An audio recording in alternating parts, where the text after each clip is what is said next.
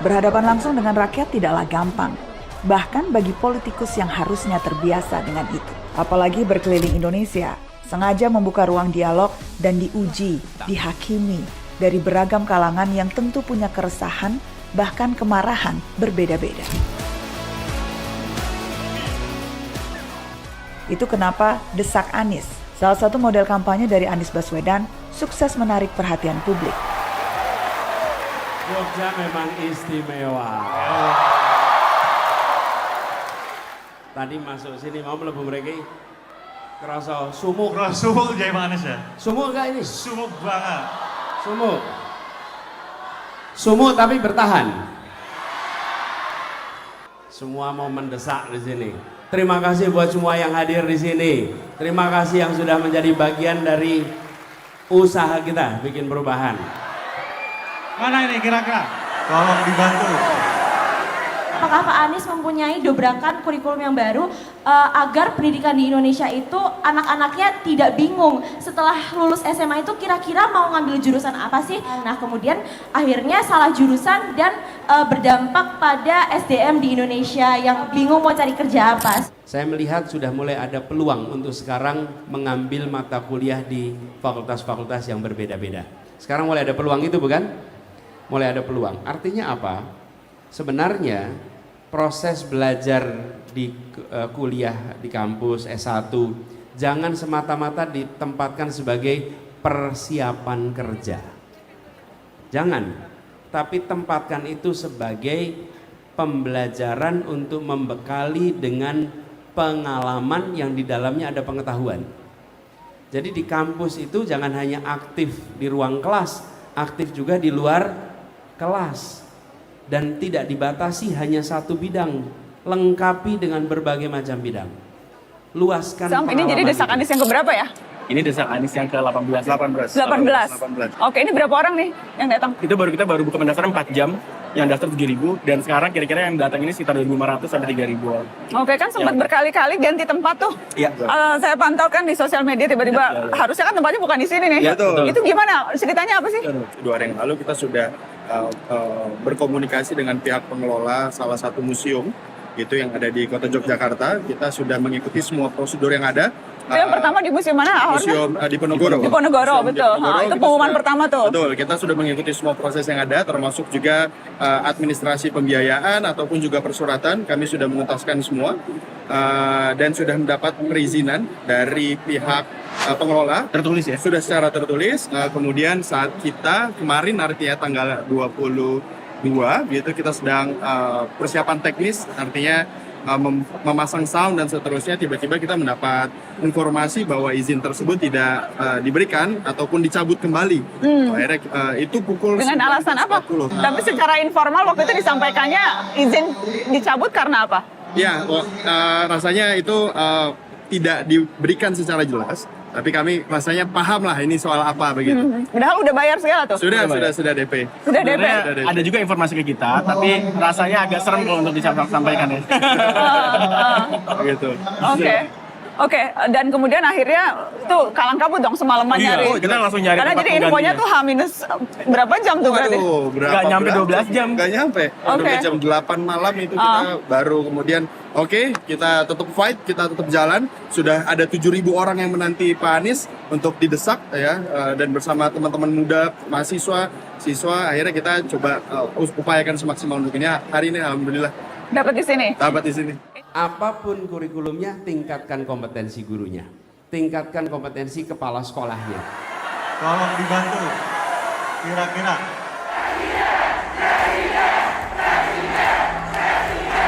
Oke, datang ke sini untuk apa memang? Memang relawan atau baru mau cari tahu atau karena apa? Saya ingin ikut mendesak Pak Anies. Ikut mendesak? Oke. Pertama terkait perasaan saya terkait pendidikan. Sebelumnya memang udah ada kecenderungan mau milih 01 atau ini dalam rangka mencari tahu, memantapkan diri atau gimana? Sudah ada kecenderungan sebetulnya. Sudah ada kecenderungan? Soalnya saya pilih nomor 1. Apa bedanya 01, 02, dan 03? Pertama nomor 1 cerdas tentu. Yang kedua, rasional. Dan ada inovasi-inovasi. Kita melihat bagaimana hari ini Desak Anies menjadi salah satu metode kampanye paling modern sepanjang sejarah pemilih ini, Mbak. Nah, jadi itu sangat menarik. Inovasi-inovasi perubahan ke depan, itu yang saya nantikan.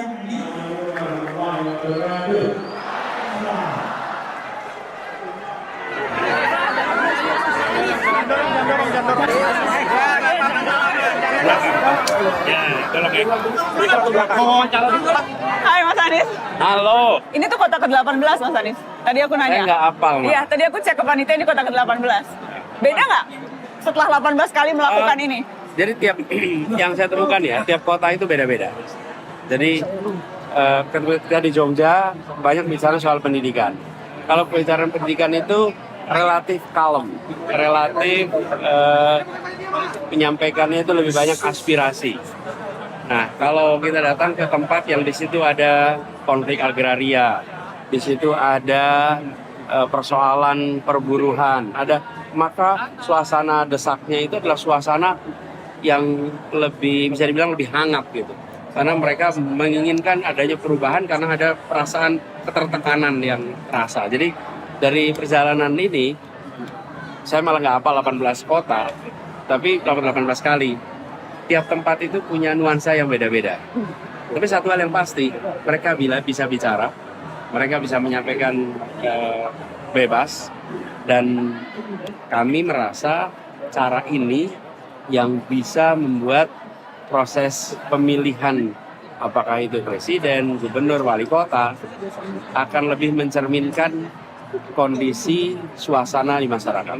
Saya jadi kemudian merasakan, nah sekarang ya, kalau saya hanya kampanye seperti pola satu arah, saya nggak merasakan apa yang terjadi di tempat ini. Tapi ketika dibuka Desak, itu kita merasakan apa yang sesungguhnya jadi isu di tempat ini. Mas Anies ingat ini ide kali pertama dilontarkan oleh siapa? Soal ide kampanye dengan gaya Desak Anies ini. 2013 namanya mengadili Anies. Waktu itu sudah. Waktu itu konteksnya ketika Anda ikut konvensi Partai Demokrat. Jadi saya mempercayai pertukaran pikiran. Dan saya meyakini bahwa semakin kita bertukar pikiran, maka semakin ada kesamaan di antara kita, semakin ada potensi titik temu. Dan seperti saya bilang tadi, ketika saya menyampaikan penjelasan, maka yang mendengarkan itu akan naker. Oh, ini saya 100% setuju, saya 90% setuju, saya 70% setuju. Ada hal yang dia setuju, ada yang tidak setuju. Kan nggak mungkin juga kita 100% setuju, kan? Tapi pemilih itu punya kesempatan untuk membandingkan calon dengan dirinya. Kan dia mau milih orang yang paling sesuai dengan dia, kan? Aspirasinya, pikirannya, rencananya. Nah, forum seperti ini kami percayai. Saya sebagai orang yang belajar public policy, saya yang membicarakan tentang bagaimana kita membangun demokrasi dan waktu itu perjuangan demokrasi. Sekarang saya dalam posisi harus menjalani proses demokrasi. Nah, saya tidak ingin proses demokrasinya itu tidak mencerahkan, tidak mencerdaskan gitu. Iya, mohon yang tidak berkepentingan bisa sambung dulu. Mengapa kita berkumpul di sini? Nomornya berapa? Namanya siapa? Wakilnya? Singkatannya? Semuanya pendukung Anies Baswedan? Iya. Pendukung nomor 1. Oke, bedanya 01 dengan 02 dan 03 apa memang? Oke. Cuma janji saja. Apa yang tadi paling diingat dari orasinya Anies Baswedan tadi di atas panggung? Yang paling diingat apa? Kalau misalnya pemimpin itu bukan cuma ini, bukan dia mengendalikan hukum, tapi pemimpin yang dikendalikan hukum. Jadi pendidikan, bukan. Jadi kekuasaan itu bukan cuma milik dari penguasa, tapi juga dari rakyatnya yang beraspirasi gitu. Kita ingin mempertahankan, jangan sampai jadi negara kekuasaan. Ini bedanya nih. Negara hukum, penguasa diatur hukum. Negara kekuasaan, penguasa mengatur hukum. Kita tidak ingin jadi negara kekuasaan di mana hukum ditekuk sesuai kepentingan penguasa. Hukum diubah-ubah sesuai dengan kemauan pemegang kekuasaan.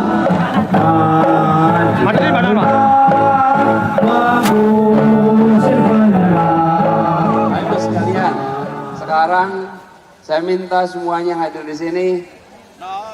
Pak HP, nyalain kameranya. Kita rekaman sama-sama ya. Kita berkumpul di sini bukan karena dibayar. Semua yang hadir di sini adalah orang-orang yang memilih menjadi bagian dari perjuangan perubahan. Rekaman ini jadi bukti.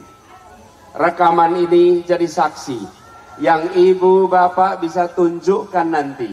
Kirimkan ini kepada saudara-saudara. Sampaikan kepada semua bahwa kita menginginkan perubahan agar Indonesia adil makmur untuk semua. Tadi kan Mas Anies dari atas panggung nyuruh ngeluarin kamera untuk direkam.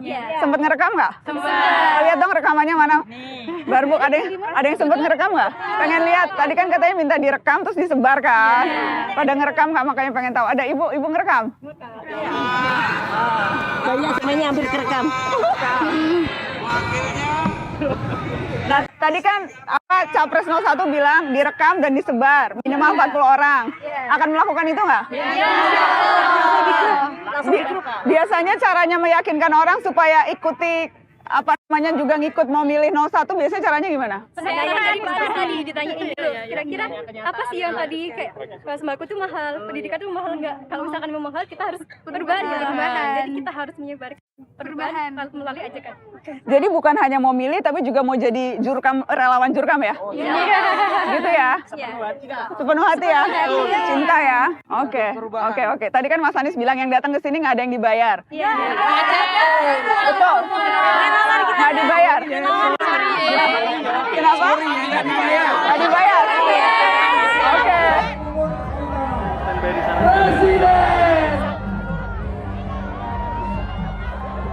Apa kabar Mas? Gimana kabarnya? Sama ya? Gimana perasaannya kampanye di Jogja? Seru. Selalu seru ya? Kayak di kampung sendiri. Kota Perjuangan. Ini seru karena ini adalah pertama di Jogja. Selama ini di Jogja selalu pertemuan tertutup dan baru sekarang terbuka. Saya nggak semua bisa masuk karena sebagian jalannya tertutup dalam tanda kutip. Apa tuh artinya dalam tanda kutip? Ya tertutup, nggak jadi lewatin. Berarti ada yang nutup kan?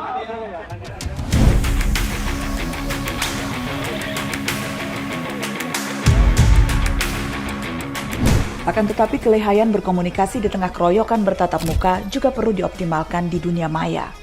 TikTok jadi tempat yang paling seksi belakangan. Anies Baswedan ikut meramaikan platform trendy tersebut. Nah, saya turunin kameranya, mudah-mudahan kelihatan. Nah, kakinya 3 nih. Tuh. Kelihatan 3 ya. Ini kakinya kosong di sini nih. Om Tom Lembong bilang RAWR dong. Apa tuh? Itu kayak gimana ya?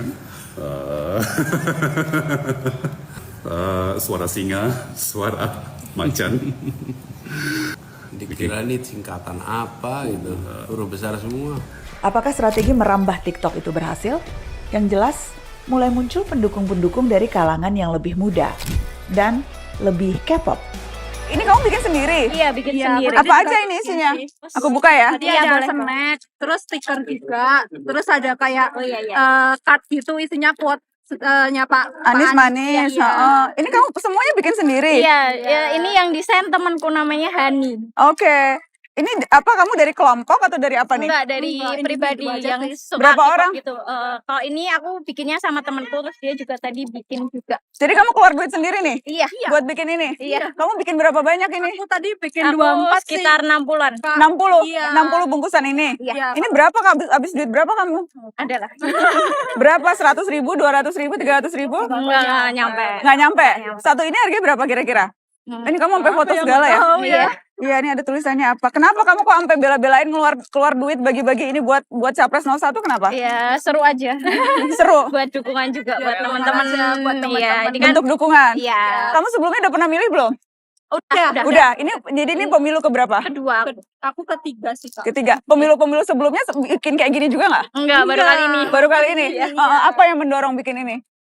Karena mungkin gerakan dari hati ya Kak, untuk soalnya kali itu kayak aku tuh setiap sendiri tuh kayak mau di Indonesia tuh kayak makin kesini tuh kayak kita tuh makin jengah gitu loh, makin kayak makin pengen ya ampun gimana sih ini kok Indonesia kayak gini gitu.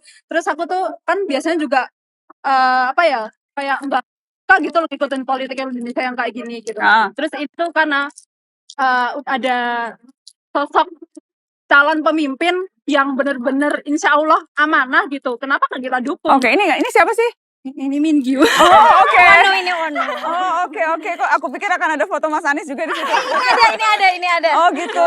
Jadi ini My Always and Forever. Oh, ya ampun. Baliknya juga ada, Mbak. Oh, Too Cute to Handle. Ini tuh gaya-gaya K-popers memang ya? Kan biasanya di tasnya kan pasti ada gantungan-gantungan. Oh ya ampun, jadi Mas Anies sejajar dengan ini siapa? Mohon maaf, aku nggak kenal artis Korea.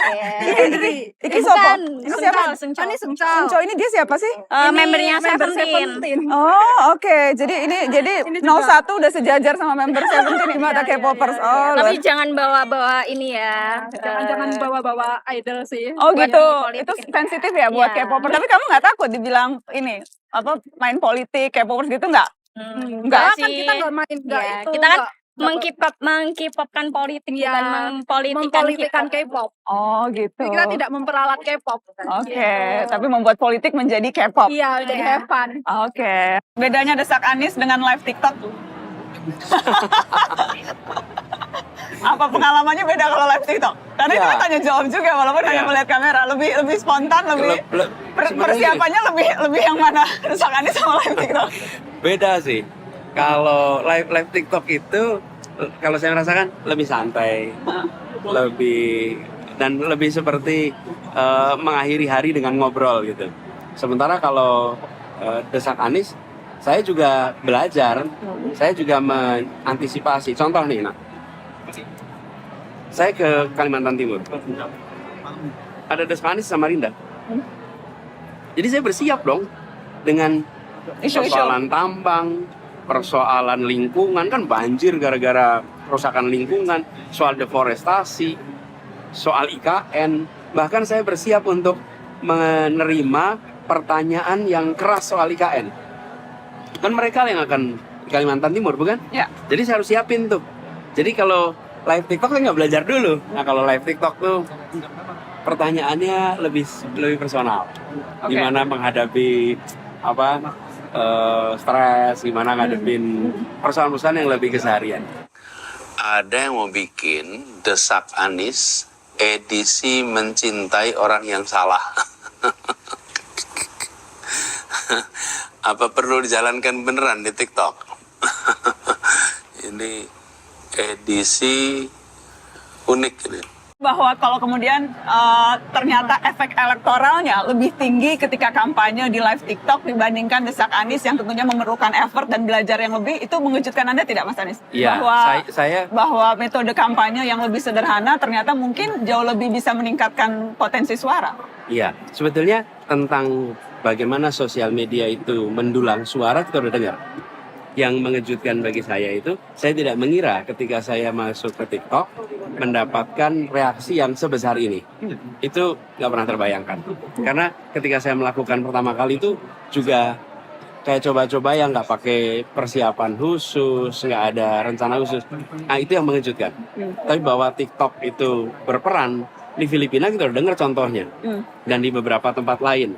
Tapi bahwa saya sekarang mengalami itu yang buat saya kejutan. Kalau dari segi metode kampanye yang dianggap ini yang ideal, bisa pertukar pikiran, contoh bagaimana pemimpin bisa mendengarkan langsung keluhan rakyat begitu. Tapi mungkin saja efek elektoralnya tidak sebesar medium-medium yang mungkin lebih sederhana. Itu mengecewakan tidak? Enggak sih, kalau begini, menurut saya ini kan kita belajar ya. Dan saya memilih untuk menggunakan metode ini supaya juga kualitas kampanye kita itu lebih pada kebijakan, lebih pada policy lah kira-kiranya. Dan nampaknya sekarang sudah mulai ada dampaknya tuh. Kan paling nggak yang lain sudah mulai melakukan hal yang sama. Nggak semuanya, ada yang mulai. Dan coba kita cek nanti. Bisa mudah-mudahan ada yang punya datanya. Seberapa banyak kampanye sekedar mendengarkan musik dan bergembira ria dalam artian hiburan di tahun ini dibandingkan dengan pemilu-pemilu sebelumnya. Nampaknya, paling nggak pemantauan sejauh ini, jumlah konser-konser di dalam kampanye itu agak berkurang. Dan publik makin hari makin banyak yang menginginkan pola dialog seperti ini. Mudah-mudahan jadi tren, mudah-mudahan. Tapi kita harus lihat kan. Cuman kalau buat saya sendiri, saya melihat seperti saya bilang tadi, perubahan itu tidak dimulai ketika bertugas. Perubahan itu dimulai ketika berkampanye. Perubahan dimulai ketika berkampanye, bereksperimen, berinovasi dengan metode kampanye yang menantang. Ini cocok untuk Anies karena sosoknya yang identik dengan pembaharu. Rekam jejaknya sebagai aktivis, akademisi, pejabat publik, dan menjadi gubernur lewat kontestasi yang sengit, membuatnya terlatih menghadapi berbagai situasi dengan beragam level ketegangan. Gaya kampanye Anies Baswedan jelas memberi kesegaran bagi budaya kampanye di Indonesia. Namun, akankah ini efektif mendulang suara signifikan?